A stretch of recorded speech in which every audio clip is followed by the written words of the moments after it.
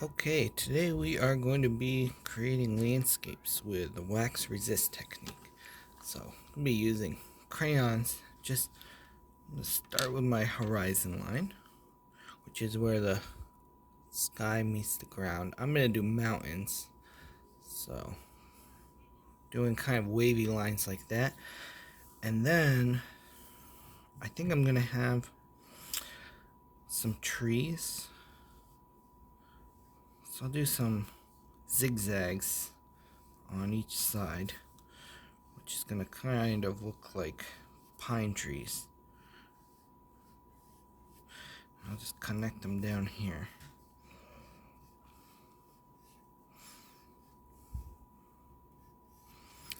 Then I'll have a kind of ground line here for the grass.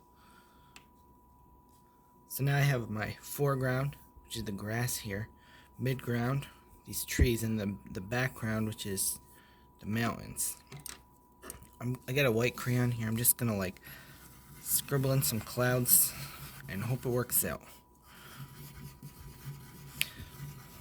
Okay, I have two brushes. I have a big brush and a little brush. Big brush is for my big parts. I'm gonna go ahead and wake up my paints just by putting a little bit of water in.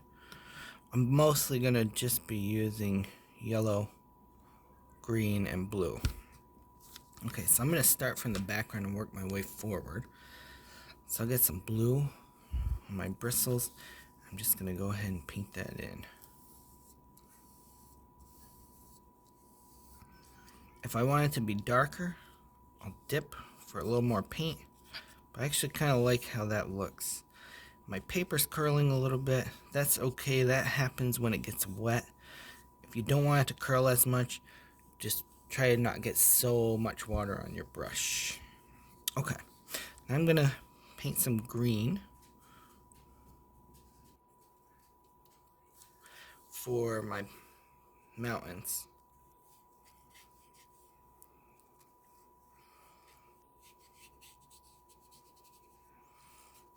This might be a good time to use my smaller brush because of these little details in here.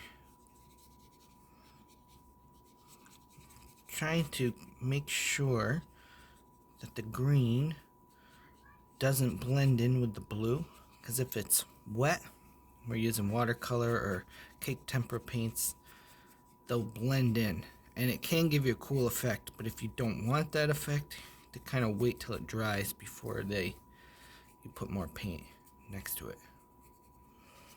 Okay, that looks pretty good, but I want my mountains to look farther away. So if you add a little blue and let it mix in, well, that might be too much, but we'll see what happens. They'll look like they're farther away. If you go outside and you look outside at some mountains, they look more of a blue-green than just a straight-up green. Oh, that actually looks like pretty good. Sometimes when you're painting like this, you can be in control, and sometimes you have a little less control, but it kind of works for you. Okay, let's get these trees in. I'll use green again. I think I'm just going to keep my midground straight green here.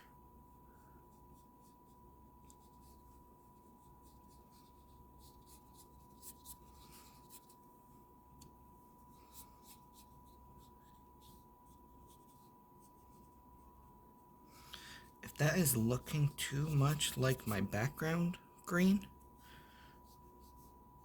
I might put more blue in, or you could even put different colors in just to see how it works. Like, you don't have to have a blue-green mountain. You can have a red mountain or a purple mountain.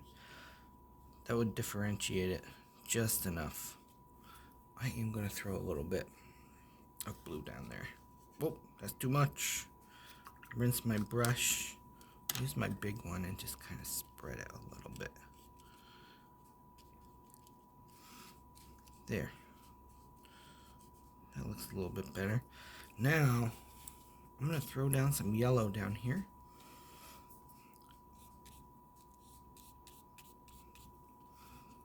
And you could leave it like straight up yellow if it was a field, like a hayfield or something, but I'm gonna do yellow.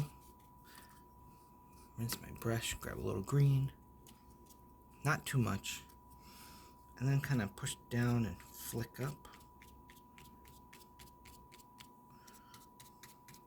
And that'll be my grass. Actually, I think I made this too wet to really see the texture, but that's okay. Okay, so we are going to paint landscapes today.